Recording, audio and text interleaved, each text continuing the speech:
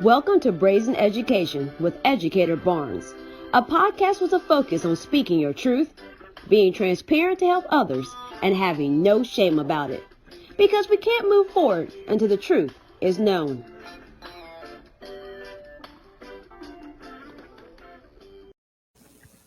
Well, welcome back to another episode of Brazen Education.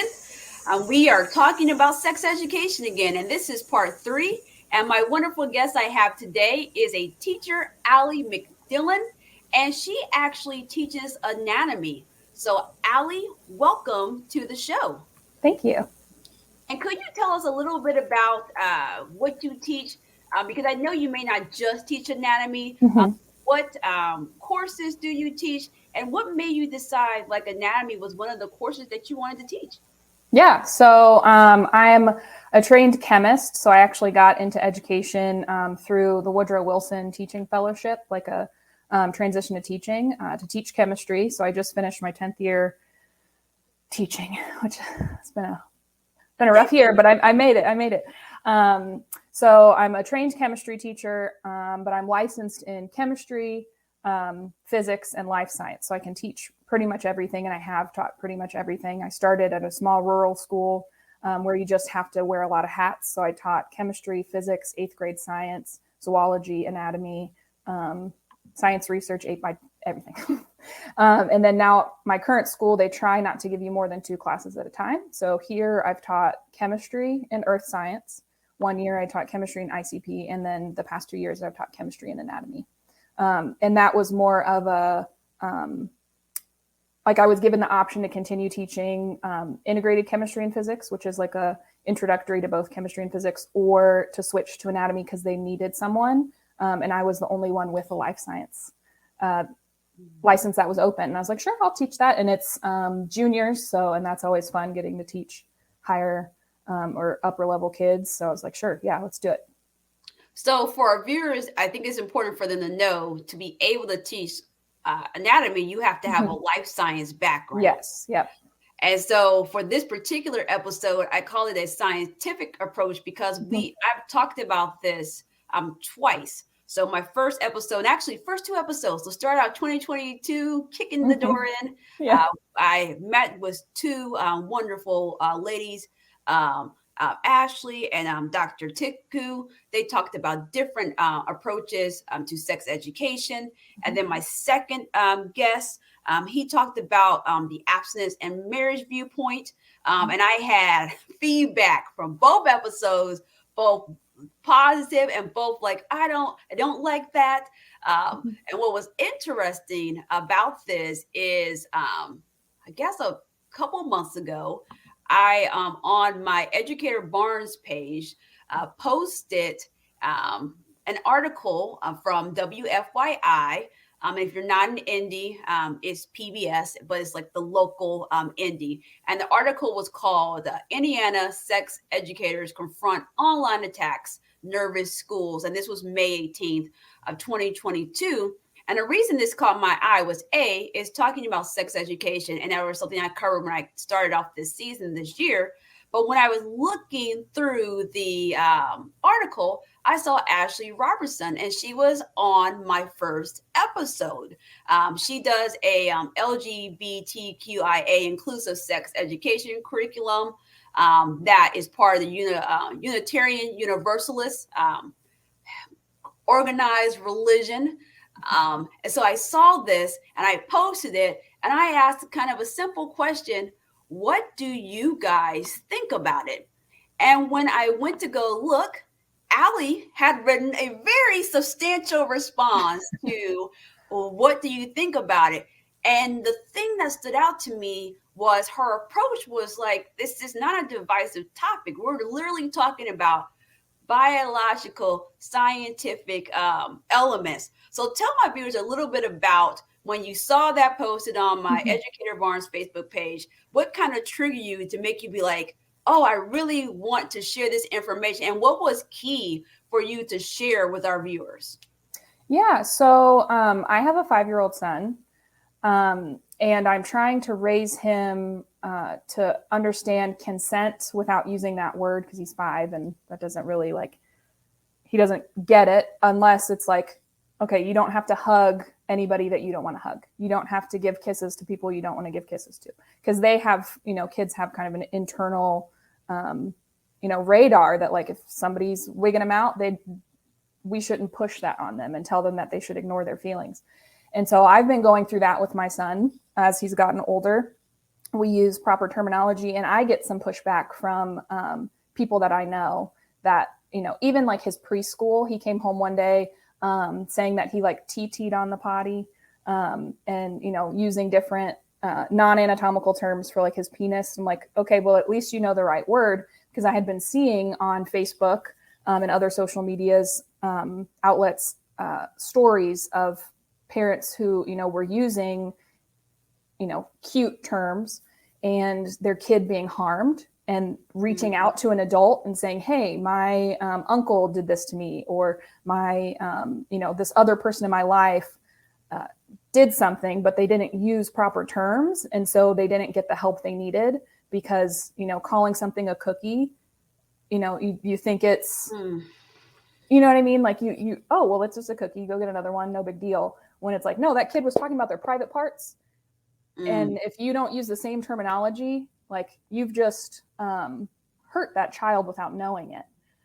So that's more like, if we just used proper anatomical terms that everybody's familiar with, we could prevent a lot of hurt moving forward.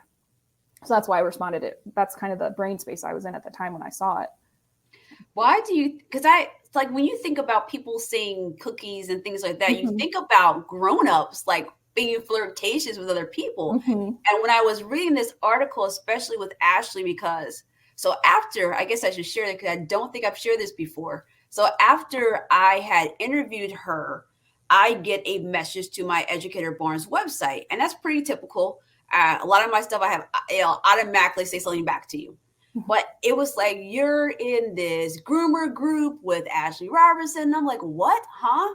So because she has a public Facebook group sharing some of the things that she's teaching, they went through the list and started emailing people, like threatening things that you're doing grooming. And so to me, when I'm hearing an adult or an uncle tell a kid or talking about a cookie, and they're not talking about a cookie, versus a person who's teaching anatomically correct parts, I don't understand why some people feel like that is grooming. So what are your thoughts about people who are insistent that us using correct terminology is somehow sexualizing children?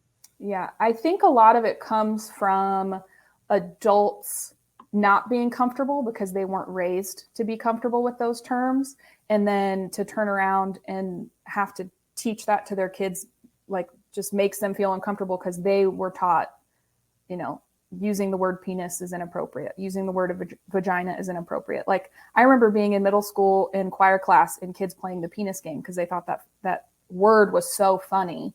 And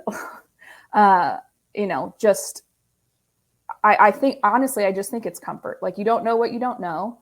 And anytime the word sex is used, a lot of adults immediately think about the act. They don't think about sexual health, sexual wellness, maybe preventing sexual predators, but it's all related to the act in a lot of adults' minds. Whereas if you're really trying to protect your kid, you're going to give them all the tools that they need rather than just ignoring it, because ignoring it is not going to help. Ignoring it is not going to help your kid grow and also keep themselves safe. I really just think it's comfort. So if you're uncomfortable with the terminology because you didn't learn it, or you were taught that it was bad, you're going to teach your kids that.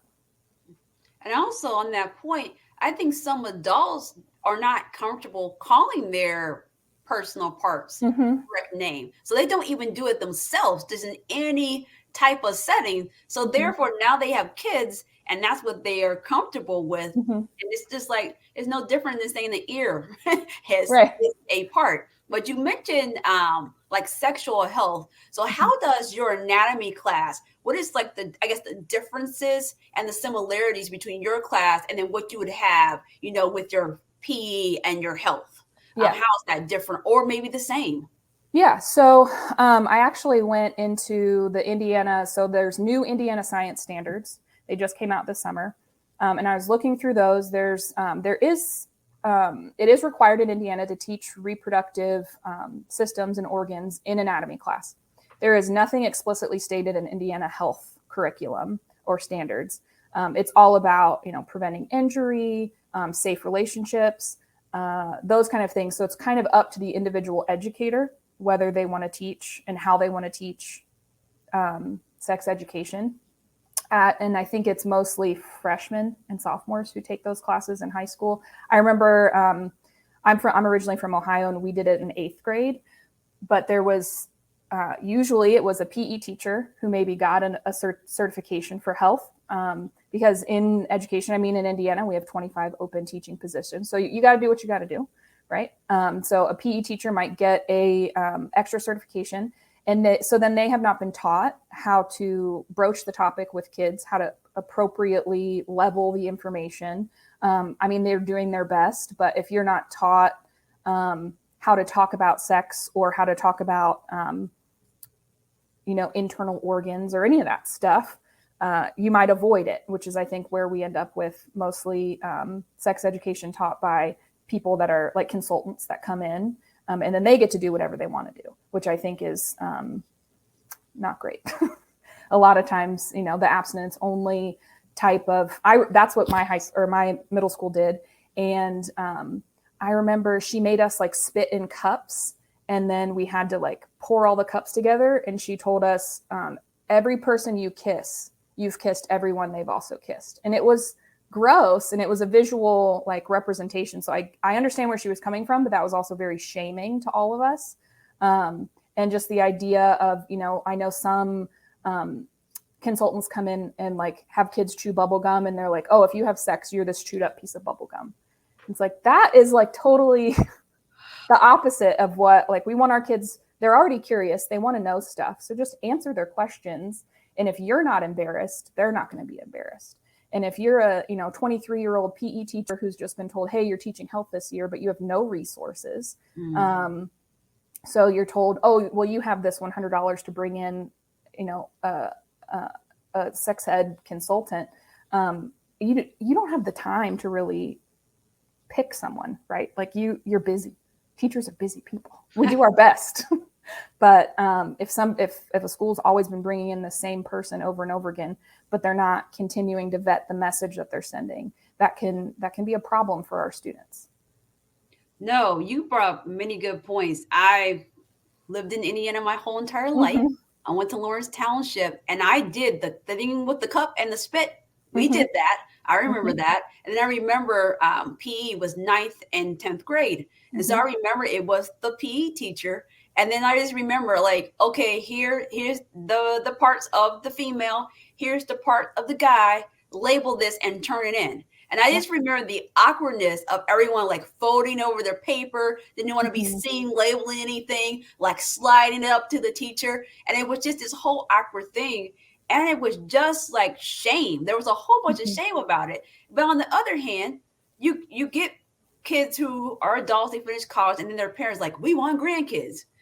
And then it's like you missed the whole boat where you didn't make this seem like a joyous thing that you wanted to happen. Like, this is a joyous thing. It's a thing that people do, and it shouldn't be a thing that should bring people shame. So I do find that interesting. And in Indiana, all the programming is abstinence based due to how the laws are set up, and people don't vet. And I've sat in different classes, and I like some of the classes where it's body safety. So they're really focusing on keeping yourself safe, but not just your physical body. One presentation I attended, it was your mental health, how that ties to your physical health. And it was like really good for kids. And they didn't do like the good touch, bad touch.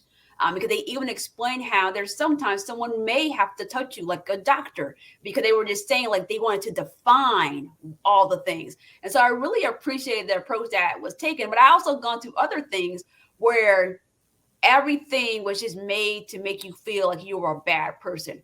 And I'm like, these are middle school kids. They have hormones. And essentially, you're telling them the feelings that they're feeling right now are just not cool. Shut it down. Don't do it. And this is bad. And I think anybody, you being a secondary person Yeah. yourself, we know that when we tell secondary kids not to do something, not is like pushing the big green button to say, go Right. and do this. And I don't know how much you know about this, but do you think all schools have anatomy classes? Do you think they should have anatomy classes? And do you think there is a good network? So, being an English teacher, there's always things I could go to, Mhm. PD, nationally, locally, people I could reach out to. There's organizations. Do you feel like there's enough support, even in the among the anatomy teachers, to teach the courses? And do you feel like every class, like, do you feel like if a school had a health class, do you feel like they need a health class and an anatomy class? So that was like several questions. So Yeah. No, no, I get it. Well, I was to kind of go on a tangent, but then I'll bring it back. I was talking to my mom and I asked her, I was like, in your biology class, did they teach any anatomy? She's like, oh yeah, we learned about the skeleton and we learned about our hearts, and that's not in biology anymore. Biology now is all about, they do like mitosis and meiosis. So they do some cell stuff and some DNA stuff. So a little bit of genetics, but mostly what they focus on is biodiversity, ecology. And that's really important. And I think that was brought around to like those standards because we had such horrible environmental impacts at the time, and we want to make sure that we're taking care of our environment. We want to make sure our kids are scientifically literate so that they are making good decisions about like politicians and laws and stuff. But the detriment is they pulled out some of those anatomy things, so that became its own course. So now it's an elective. It is not required.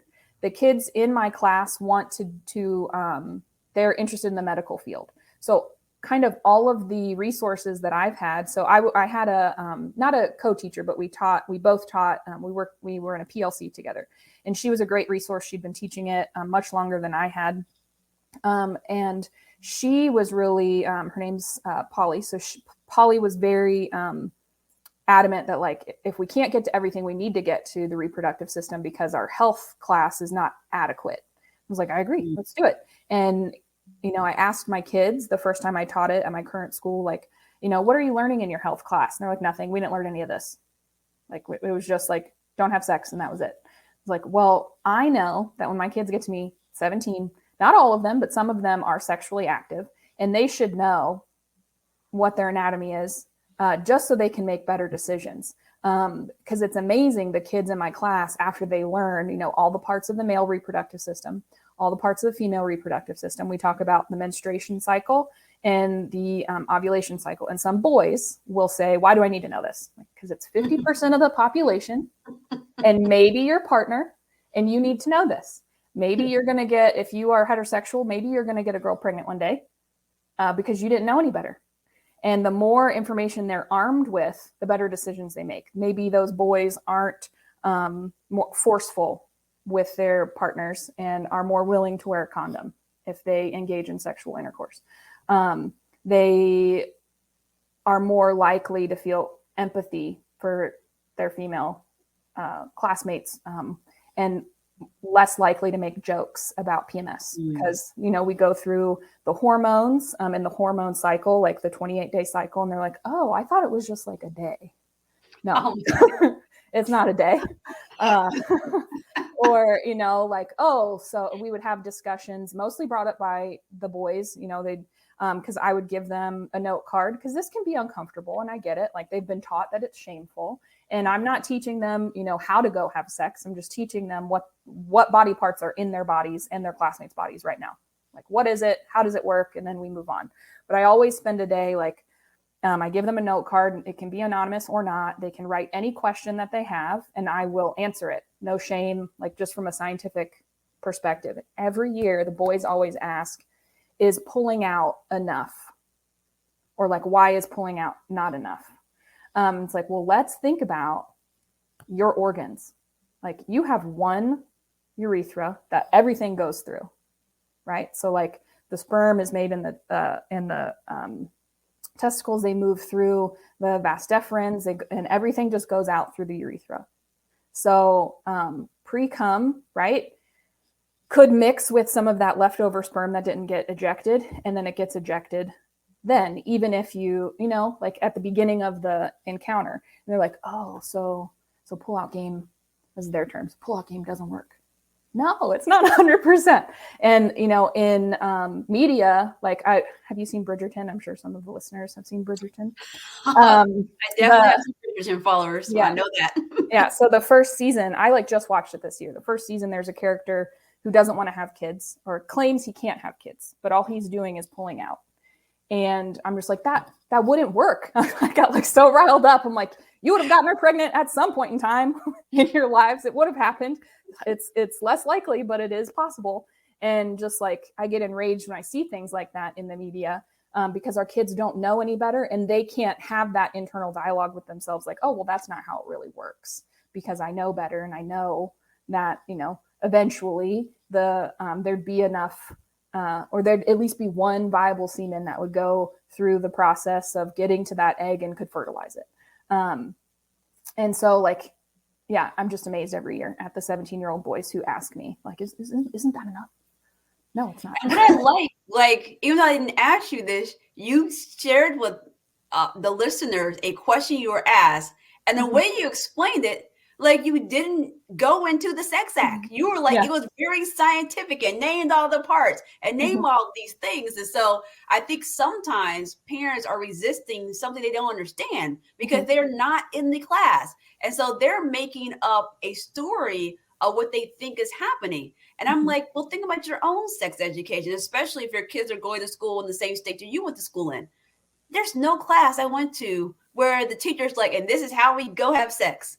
That never happened. No. And so I think sometimes we think these things are happening, or because we're seeing things in the media, we're not using our critical thinking skills and looking through, because what may be happening in one school over here might, because we don't even know how the story was spun, because we don't even live there. Right. That's probably not happening here. But now we're like, oh, this is happening. But based on parents, have you ever experienced any parent pushback based on some things that you have taught in your anatomy class? And if so, how did you deal with it? I actually haven't. I think at their age, so juniors, 17, now most parents are comfortable with them knowing this information. And they know, like, so we don't teach it until the spring semester. It's one of the last units that we do. And that's intentional. Because we want them to feel comfortable. We know they feel the shame from, you know, their previous years of experience. And we want them to feel comfortable with us as educators, as, you know, like, I'm not a medical expert, but I am, you know, your teacher, and I will do everything I can to help educate you and get you the answers that you need. And so I haven't had, and I think because it's on my syllabus that they get at the beginning of the year, and it just says reproductive system. It doesn't say the word sex, that it doesn't even ring any bells. And so I've not gotten a single email or phone call requesting that their kid not learn about it. And do you think we need to reframe how we're even talking about it? Because sometimes in education, as you know, we have a thing, and then we're like, oh, that's the bad thing. I was just at the Learning Sciences International Conference in Orlando, Florida. And a lady, she did Sarah Ottawa, and if I mispronounce her name, I'm so sorry. But she did a phenomenal presentation on ELLs. And on the screen, she put all the different names they have been called: emerging bilinguals, ESL, ENL, and how the name evolved, because we're like, well, it's not necessarily ESL, because this might not be their second language. It might be their third language. So we're trying to like really get down to what it should be called. And one of the biggest bones when I've talked to everyone about sex education, all my three previous guests have said, we're not really talking about sex. We're talking about consent. We're talking about reproduction. We're talking about knowing your body and your anatomy. And so do you think that the actual word sex, mean in the title of these courses, is the triggering thing that's giving the misconception? And if so, what do you think is a better way to frame this, or even call the class that we want students to take? Yeah, I do think just the word sex triggers a lot of people. And like, even so, my mother-in-law is a nurse, and I told her I was doing this interview podcast with you, and she was like, oh, like, just hearing the word sex, she was like, oh, what? It's like, it's fine. Like, you're a medical professional. Let's step back. Let's think about this for a minute. She's like, oh, okay. So even somebody who, is immersed in the medical field, might feel uncomfortable about that. But, she raised her son and talked about, sex education with him, like made sure he knew what contraception was, did all of those things for my husband. And it's like, that's what we need. Like, not everybody has you in their life to do that for them. And don't you think we should, build that into our education system, since we're supposed to do everything anyway, right? We're supposed to teach manners. We're supposed to teach, all this stuff. Why not this too? But I do, because like my son is 5. He doesn't know what sex is. I don't think he should know what it is. He's a little kid. He wants to go play, but I'm focusing mainly on body autonomy with him. So I think that's a good term. Safety in general, like he's in a program at the library called Crouching Tigers, which is like kind of karate a little bit. It's more self-defense, but they also talk about safe adults and just practicing, being safe, crossing the street. That's a safety issue. Make sure you look both ways. If you get a bad feeling about an adult, go find a different adult. If you get lost in a store, first spin around in a circle, look for your adult, whoever you're with. If you can't find that person, find somebody who works there. And, so it goes through that. And I think that's all related to sex education. Like, if you are able to keep yourself safe, that's the most important thing. And there's a lot of things related to that. It's, sex education is part of it. You want to keep yourself safe from predators at that young age. And as you get older, you want to keep yourself safe from getting hit by a car or just somebody walking down the hall. That's, just as a side note, that's one of my biggest pet peeves, walking down the hallway with a bunch of teenagers and they don't even like register that you're walking next to them, and they just like bump into you. It's like, I'm right here. Like, so just, I think it's all related. But if we didn't call it sex education, would our kids or would parents even make the connection that they are related? That is a good point, because on one hand, it's like, if you're taking a biology class, for instance, you're going to talk about reproduction and biology with animals. And, it could be uncomfortable for some kids, but most kids are like, it's animals, Right. or it's Indiana. So you could have been on a farm. You could have lived on the farm. You may have a cat or a dog. Like, you understand this stuff. So it's like, we're mammals. We're just talking about this one thing that we do as mammals to reproduce. So it's an aspect of it. And so, but I do like how you said you had it on your syllabus when the school year started. So it's there. Parents know it's coming. But thinking about parents, one of the things that you honed in on was the parents not being informed. So do you do anything to loop your parents in on what you're teaching, how you're teaching it, or how to get them more informed as adults? Because as you said, not everyone has like your mother-in-law to like raise up the boys or the girls. So what is your advice, especially to other educators who are listening, who may be getting pushback from parents, but they want the parents to not like shut them down. They want them to actually learn too. Yeah. I mean, I think it's really important for the parents to learn, and, like, not be 9 months pregnant before you learn that, I'm laying it all out here. I did not know that the catheter that I was going to have was the same catheter that like my husband would have. Like, when I had my son, I didn't realize where it went. Like, I didn't know, because I had never put the 2 and 2 together until I was like in the room, and I had to get an epidural because my labor was taking too long, and they were like, you need to sleep, you need to rest, or this is going to be not fun for you. And so they had to put in the catheter because you can't feel your bladder, you can't feel when you need to pee.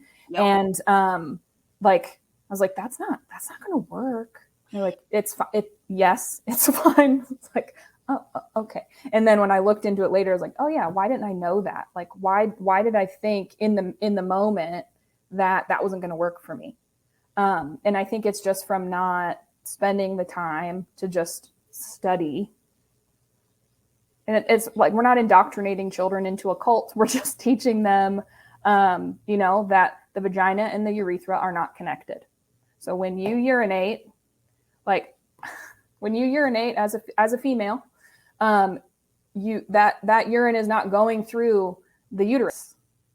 Right. Right. And a lot of adult women don't know that. Like I just said, like I didn't know exactly, like I was, because it's just something I ignored.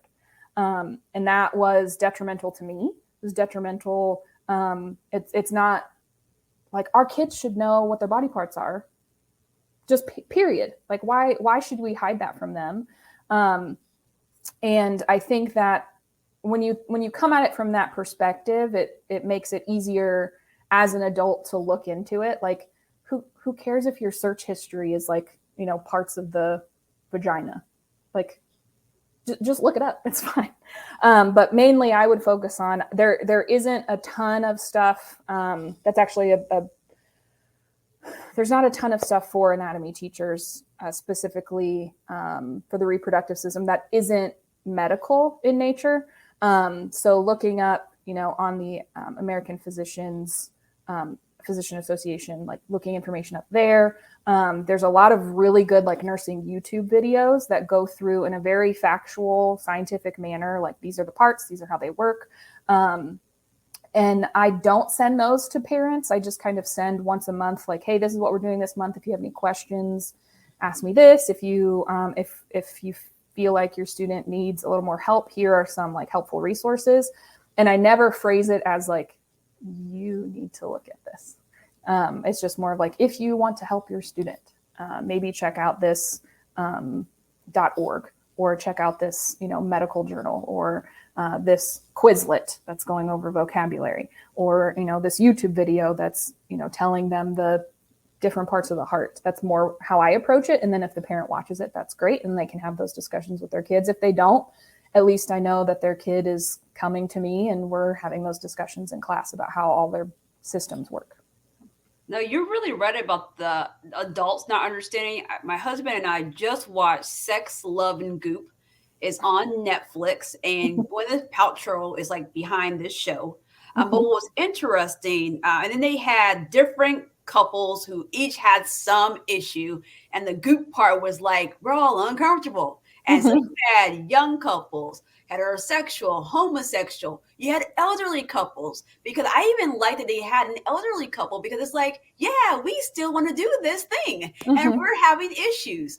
But what was interesting, they had like these different, I can't remember. They were coaches. They were coaches for sex, and I think there was a different name for them, but that's what they were doing. And the lady gets out this like puppet thing, but it's like of the woman's like body parts, and she was explaining all the parts, where the vagina was, where the clitoris was, where all these things were. And both of the adults, the male and the female, were just like, those are all the parts.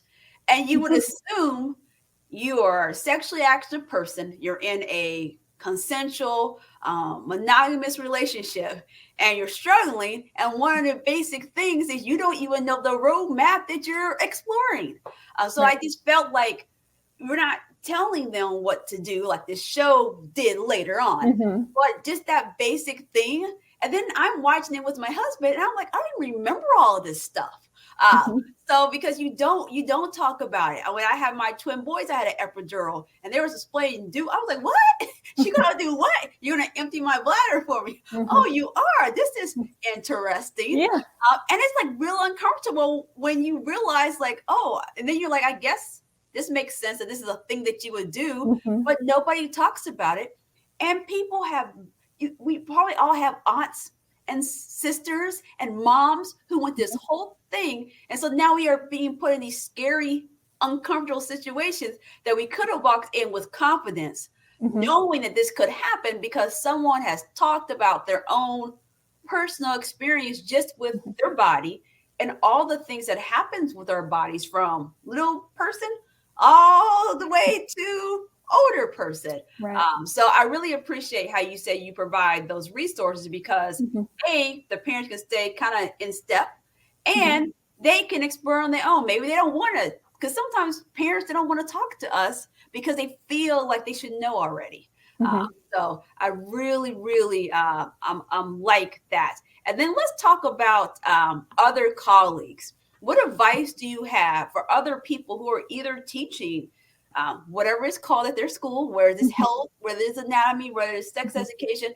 What advice do you have for them if they're like scared or nervous Mm-hmm. about parents or about what to include and what resources? And I know you gave me a playlist, which I'll be sharing with you guys, of resources. But what resources are like your go-to things you go to? And I know you mentioned a few that you Mm-hmm. feel that if you met somebody on the street and they're like, I'm about to teach anatomy next week, what would you say? Oh, I don't know. No I pressure.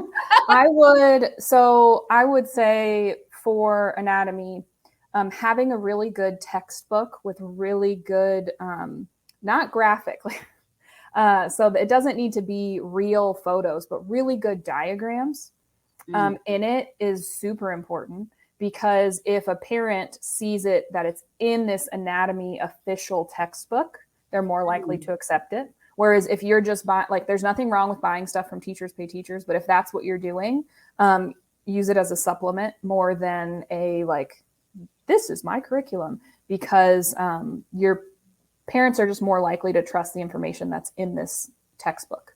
Um, and yeah, that would be mostly it. Anything else that you want to do, if you're uncomfortable, your kids can feel that. So get either comfortable being uncomfortable or spend a lot of time uh, either learning or relearning this information before you present it to the kids. Because if you're uncomfortable, they're going to be uncomfortable. And then they're not going to want to ask you questions because our kids are pretty good at, with the exception of a few, picking up on your emotions. And if they know you don't want to talk about it, they're not going to ask about it. So that would be and my advice. you just mentioned that the science standards just got updated this Mm-hmm. summer, and you touched on this briefly. But were there any like sharp changes within your content area based on the updated standards that you're concerned about, or maybe you're glad is in there now? Um, it's not necessarily the content that has changed in science, it's the way it's presented. So it's more of like, they call it 3D learning. Well, the national next generation science standards call it that. I'm not sure exactly what Indiana is calling it, but we've basically adopted the national formatting, where it's here's the content, but you also need to come at it from the scientific method perspective or the scientific process of learning, how to ask questions, how to research, how to set up an experiment, observe, make conclusions, all those things. So that's kind of the biggest shift in the standards right now is it pushing from a vocabulary like memorization aspect to a let's do the science and be more hands-on with our students because we know that's how they learn better. So I applaud Indiana for doing that.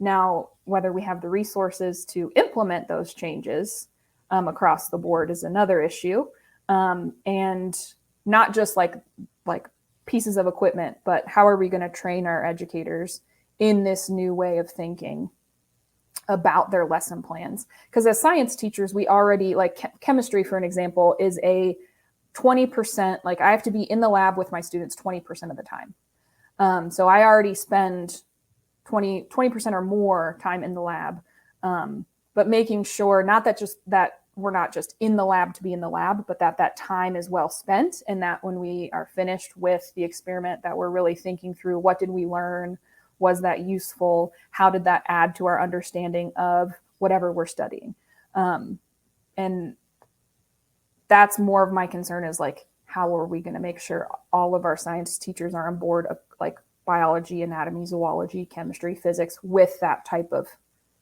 change more than what the actual standards include. And I appreciate how, because I feel like Indiana, we're always special. We always take Yeah. something from somewhere else, but we can't call it that thing. We may change one or two things, and it's Mm-hmm. Indiana something. So Mm-hmm. I appreciate you naming where it came from, just in case we have some I Right. know we have some non-local followers.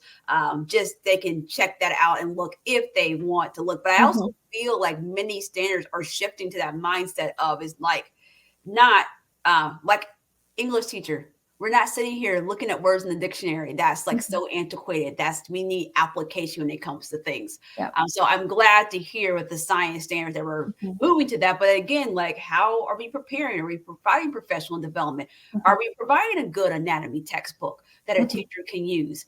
Because if you don't have a textbook, then that's how a lot of times you end up on teacher paid teacher Right. because you're like, I don't have the time to sit here and draw this Mhm. diagram. I'm going to have to get it from Mhm. somewhere.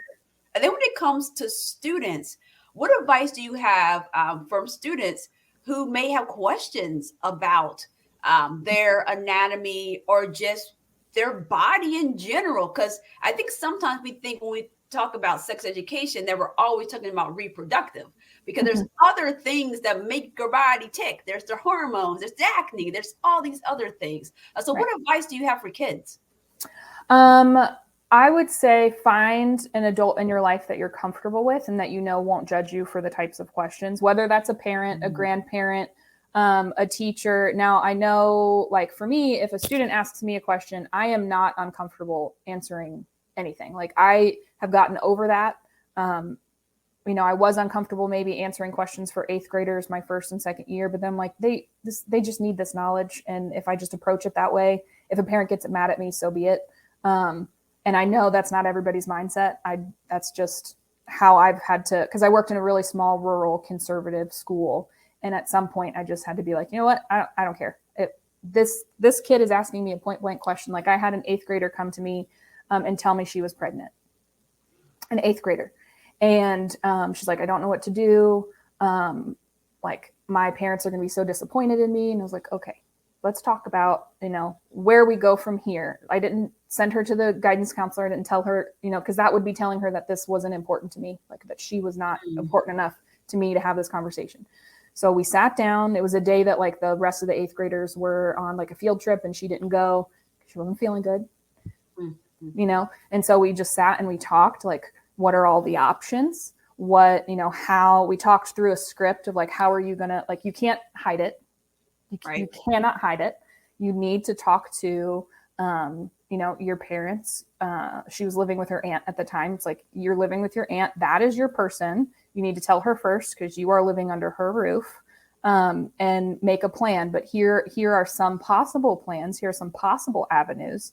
Here are some resources. So I think every kid has at least that one teacher or that one adult in their life that they're comfortable with. That just don't be afraid. Like if that person's going to turn you away, that person turns you away, and you know that wasn't your person. I like that. I like that. And Yeah. I And also, then, yeah, go yeah, ahead. go ahead. Oh, I was just going to say, other than that, if you don't feel comfortable with finding that person, or you don't want to find out that that person isn't really your person, TikTok has a lot of medical professionals that are willing to answer any questions you have. So, and I know that's where the kids hang out these days, is TikTok. So finding a medical professional on TikTok that you follow, and they answer questions because you're not the only one who has that question.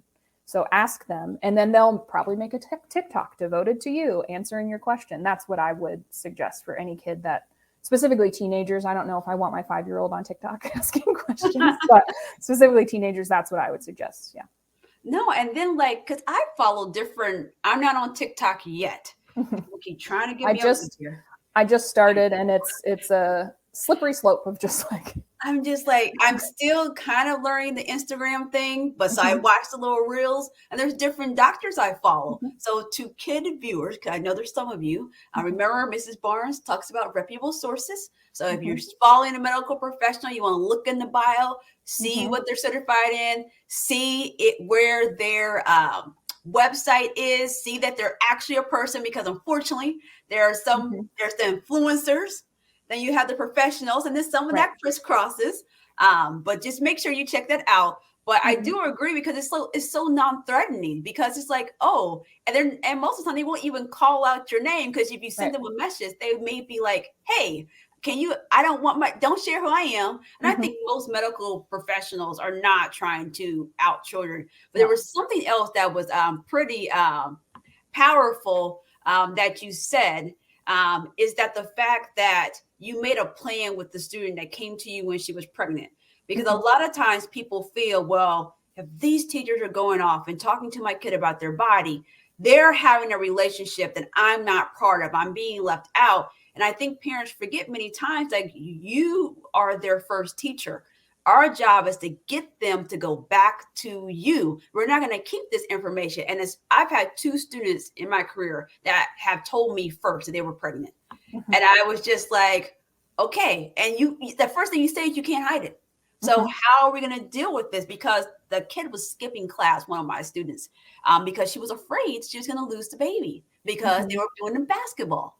And I said, well, you have thought out part of this, but as the baby grow, you're going Mm-hmm. to have to deal with this.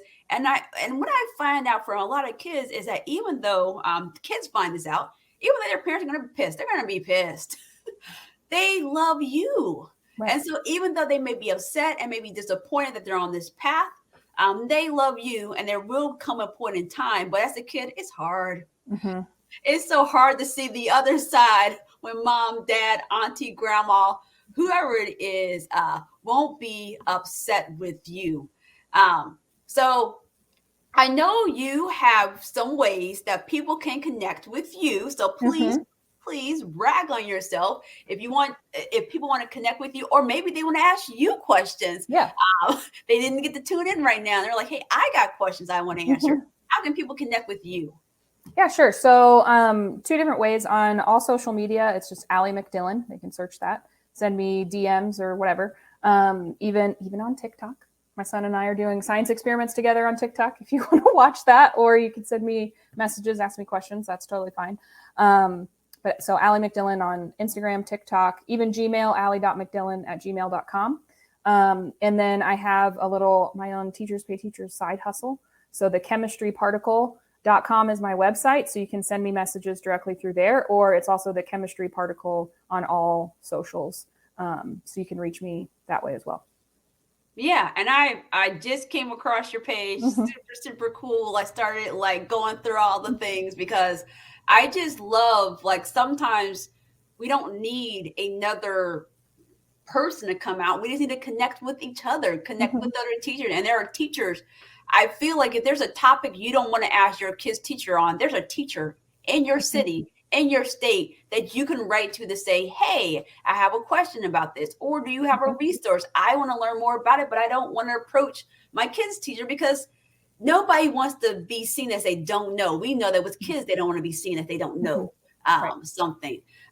So final thoughts, if there was like final thoughts you wanted to leave for our listeners, and where they're educators, parents, students, fellow anatomy teachers, what are your final thoughts for this topic that you just want people to really consider and take to heart?